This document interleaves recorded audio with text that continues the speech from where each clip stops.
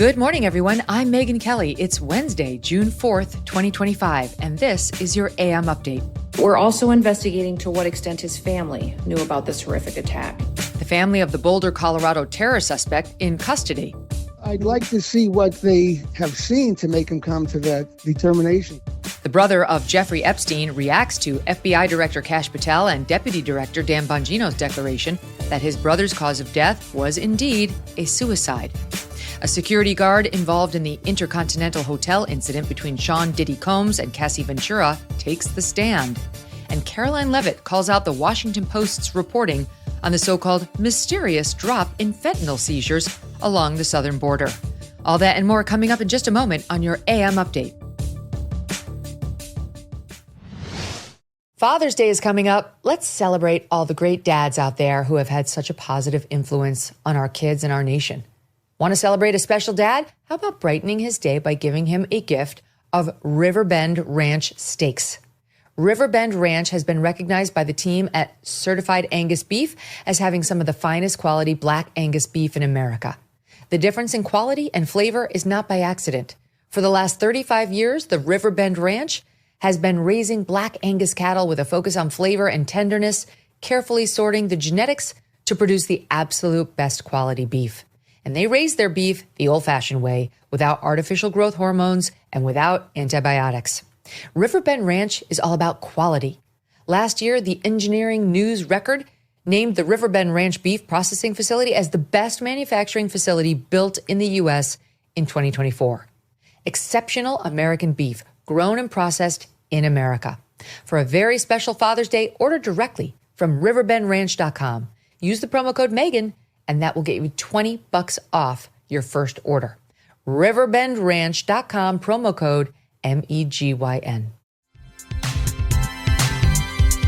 The Department of Homeland Security confirming on Tuesday the wife and 5 children of the Boulder, Colorado terror suspect are now in the custody of ICE and are being processed for expedited removal, allowing for rapid deportation without a hearing before an immigration judge. The suspect, an Egyptian national accused of launching Molotov cocktails into a crowd at a pro-Israel gathering, overstayed a tourist visa and temporary work permit granted under the Biden administration. Secretary of State Marco Rubio on Monday posting, in light of yesterday's horrific attack, all terrorists, their family members, and terrorist sympathizers here on a visa should know that under the Trump administration, we will find you, revoke your visa, and deport you. In an interview with investigators, the suspect saying he left a phone at his home with messages to his family. Authorities recovered the phone from the residence with cooperation from the suspect's wife. The suspect, Mohammed Salaman, reportedly told police he, quote, wanted to kill all Zionist people and said he would conduct the attack again if he could.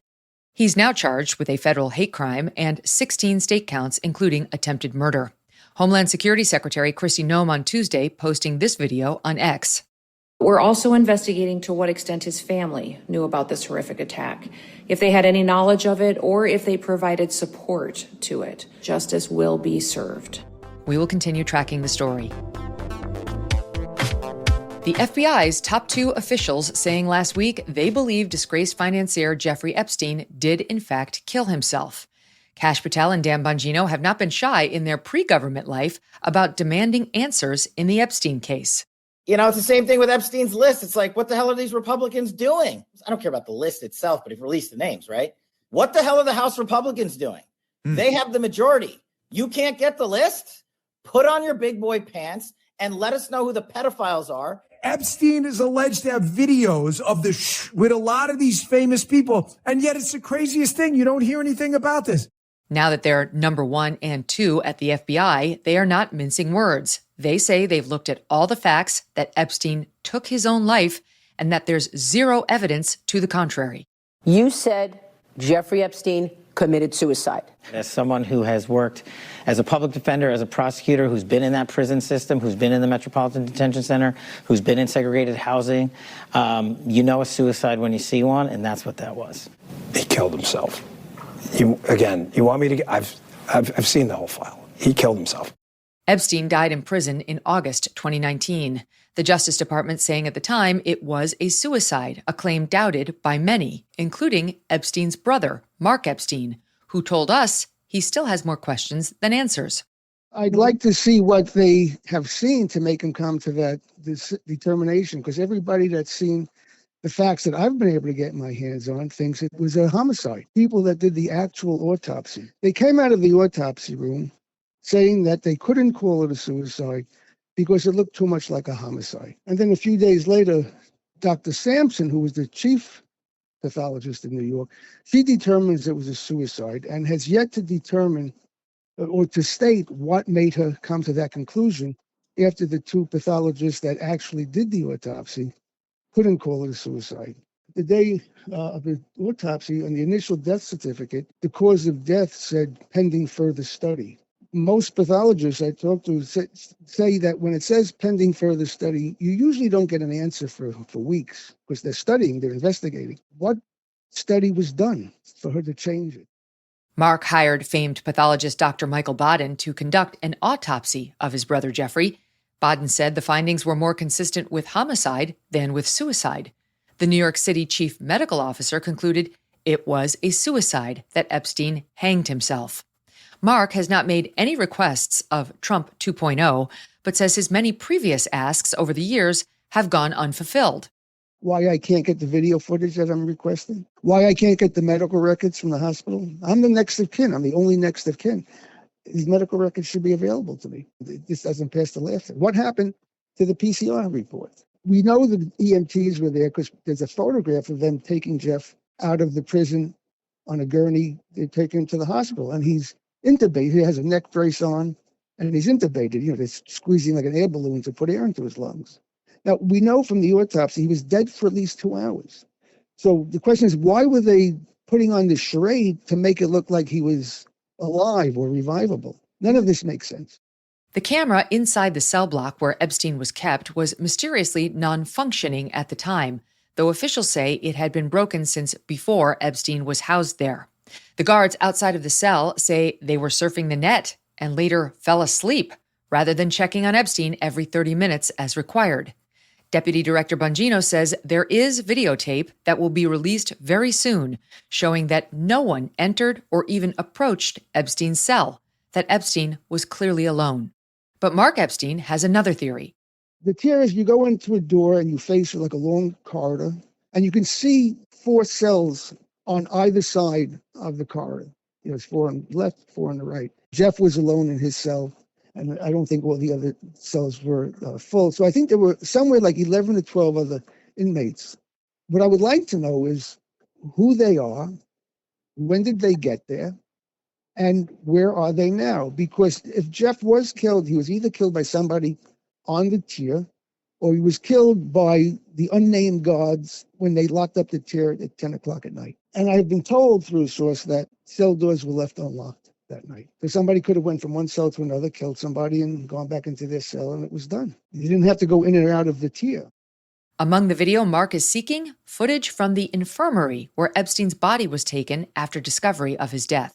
And they were supposed to get the medical examiner there, but they violated all codes and they moved them to the infirmary. I also would like to see the video footage by the infirmary, because we know there's cameras all over that place. Who was directing the show there? When I asked for that footage, they initially told me they couldn't give it to me because it was part of an ongoing investigation. That was, a few years ago. Now that the investigation is over, now they're saying that the cameras that were working don't show that area. That's the last excuse I got. First, they couldn't show it to me because it was part of the investigation. And now the last comment was the cameras don't show that area. This it doesn't pass the laugh test. We reached out to the FBI for comment, but did not hear back. We will update the story as soon as that videotape is made public. Coming up, the security guard who took money to delete that infamous tape of Sean Diddy Combs beating star witness Cassie Ventura at the Intercontinental Hotel takes the stand. And weeks after the New York Times reports that fentanyl labs are disappearing in Mexico thanks to Trump's tariffs, the Washington Post questions why fentanyl seizures are dropping at the border. Karoline Leavitt provides a fact check. I want to tell you about Lean, created by a doctor and university researcher to match the goals of GLP-1s, but without the injections. Lean says the studied ingredients in their product are shown to lower blood sugar, radically reduce appetite, and burn fat by converting it into energy. If you are struggling to lose weight, lean might be for you. Let me share a few testimonials so you can hear about their results. A customer named Patty says that it's the first weight loss product that's actually curbed her appetite. 2 more testimonials emphasize how lean can be a lifesaver after years of weight loss struggles. It's even helped one customer increase their energy. So consider trying it yourself if it sounds right for you. You can get started with 20% off by using code MK20 at takelean.com. That's code MK20 at takelean.com. Again, takelean.com. Results vary. These statements have not been evaluated by the FDA and are not intended to diagnose, treat, cure, or prevent any disease, and they're not a substitute for care from a healthcare provider. The first witness called to the stand Tuesday in the Sean Diddy Combs criminal trial was former security guard at the Intercontinental Hotel, Eddie Garcia, who was granted immunity to testify. Garcia testifying to being alerted to a domestic dispute on March 5th, 2016, the day of the now infamous moment showing a towel-clad Combs caught on security footage, knocking star witness Cassie Ventura to the floor, then kicking, hitting, and dragging her. Garcia saying when he initially watched the footage, he did not recognize Combs or Ventura, but later learned of their identities. Garcia testifying he understood that law enforcement was not called to the scene because, quote, Ms. Ventura did not request the presence of police or medical attention. Garcia testifying that Combs's then chief of staff, Christina Coram, asked if there was a way to view the video because, quote, Mr. Combs had been intoxicated and didn't remember. The witness testifying he directed Coram to hotel management or to get a subpoena, but he told her, quote, off the record, it's bad. Garcia saying later that night, Coram called the security desk again, this time putting Combs directly on the phone. According to Garcia, Combs sounded very nervous, saying he'd had too much to drink. He knew how bad the video was, and if it got out, it would ruin Combs's career. Garcia attesting to also referring Combs to either hotel management or to the subpoena process, then writing up the phone call in an email to his general manager and the head of security. The witness saying later that night when he was home, he got another call, this time on his personal cell phone, from Coram, who again passed the phone to Combs. Garcia saying, quote, he stated that I sounded like a good guy, that I sounded like I wanted to help, that something like this could ruin him. Combs then offering to take care of Garcia, which Garcia took to mean financially. The witness testifying to calling his boss about the video, his boss telling Garcia they could get Combs the video for $50,000.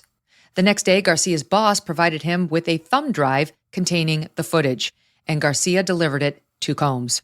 Garcia attesting Combs was, quote, smiling, excited, just looked happy. Combs referring to Garcia as Eddie, my angel.